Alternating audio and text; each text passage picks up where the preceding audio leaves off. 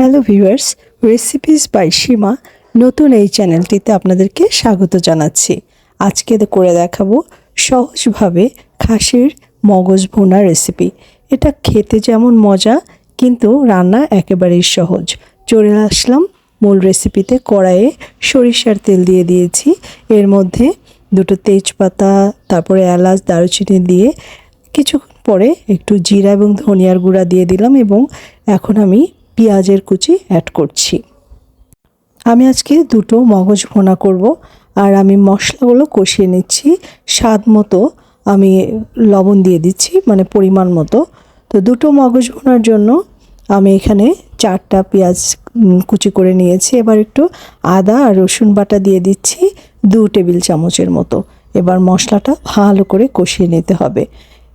কষাতে কষাতে আমি এবার অ্যাড করছি আধা কাপ পানি এবং গুঁড়া মশলা এখানে রয়েছে হলুদের গুঁড়া এবং পরিমাণ মতো মরিচের গুঁড়া, মানে আপনারা যে যেরকম ঝাল খান সেরকম। তারপরে আমি ঢাকা দিয়ে ছিদ্রটা বন্ধ করে মশলাটা কিন্তু ভালোভাবে কষিয়ে নেব। খাসির মগজ যেহেতু অল্প সময় রান্না হয়ে যায়, তাই আমি এখানে মশলাটা খুব সুন্দর করে কষিয়ে নেব। এই মশলাটা যত ভালো কষাবেন তত খেতে মজা লাগবে। আর দেখুন তেলটা যখন বের হয়ে আসলো তখন আমি এর মধ্যে 1 কাপ পরিমাণ পানি দিয়ে দিয়েছি, যাতে মশলাটা পুড়ে না যায় এবং মশলার কালারটা ঠিক থাকে। দিয়ে দিচ্ছি মগজ দুটো। এটা আমি কিন্তু আলতো হাতে ধুয়ে বাটিতে রেখে দিয়েছিলাম এবং রান্নাটা আমি আলতোভাবেই করব, মানে মগজটা যেন ভেঙে না যায়। এই মগজটা আস্তে আস্তে থাকলে পরবর্তীতে আপনি কিন্তু সার্ভ করার সময় কেটে কেটে দিতে পারবেন। তাছাড়া পুরো ঘেটেও কিন্তু এক ধরনের মগজ ভুনা হয়, সেটাও কিন্তু খেতে ভালো লাগে, তবে আমার কাছে এরকম আস্তে আস্তে ভালো লাগে। ঢেকে ঢেকে মিডিয়াম টু লো আঁচে রান্না করছি।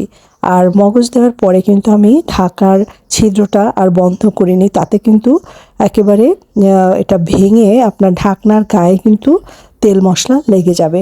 সো এভাবেই আপনি মিডিয়াম টু লো আঁচে হালকা হালকাভাবে রান্নাটা করে নেবেন। এই যে পানিটা দেওয়ার কারণ হচ্ছে মগজটা যেন সিদ্ধ হয়ে যায়।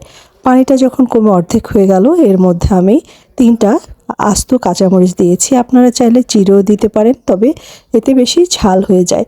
এভাবে আমি প্রায় 20 মিনিটের মতো রান্না করলাম। আর এই অবস্থায় আমি এখন আধা চামচ গরম মশলার গুঁড়া অ্যাড করে আবার ঢাকনাটা দিয়ে ঢেকে দিচ্ছি। বন্ধুরা, আজকের রেসিপিটি ভালো লাগলে আমার চ্যানেলটা অবশ্যই সাবস্ক্রাইব করবেন, শেয়ার করতে ভুলবেন না, আপনার কমেন্টস জানাবেন। তো এই অবস্থাতেই আমি আজকে নামাবো। আপনারা চাইলে আর একটু পানিটা কষিয়ে তেল তেল করে, মানে মশলা আর মাথাটায় থেকে যখন তেলটা বের হয়ে আসবে ওভাবে রাখলেও ভালো লাগে। তবে যেহেতু সাদা ভাতের সঙ্গে এটা আজকে খাওয়া হবে, তাই আমি এই পর্যায়ে রেখেছি। সবাই ভালো থাকবেন, সুস্থ থাকবেন। আজকের ভিডিওটা এই পর্যন্ত।